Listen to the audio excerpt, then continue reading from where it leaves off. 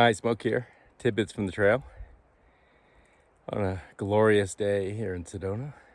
I got the back end of Cathedral Rock behind me in the distance, and the creek over to the left, which is Buddha Beach Trail. Beautiful spot.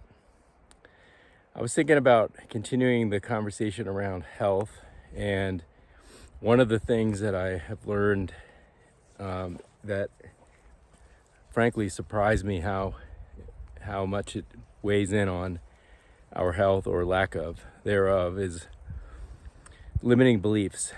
And a lot of times those are things that just we adapt and we allow to go into our subconscious. It might have happened in our childhood, it might have happened later, but we kind of just buy into these societal beliefs that I think a lot of the aging ailments are such.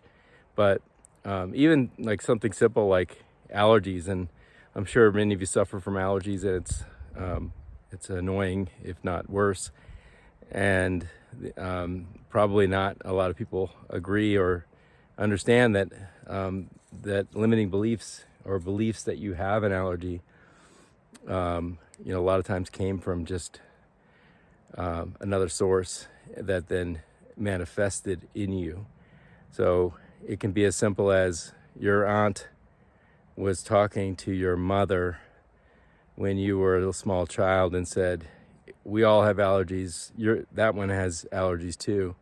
And that just went into your brain unfiltered and you manifested allergies. And I know that this could be annoying to some people who literally fight allergies. I have a number of those people in my family.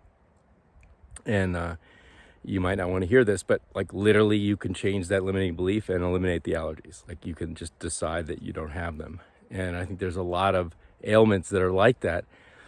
One of the problems with the pharmaceutical advertising on television, it's not so much that they're trying to get their drug sold, it's that they're selling society and a hypnotized group of television watchers to go into your subconscious that whatever ailment they're trying to solve is something that you might have.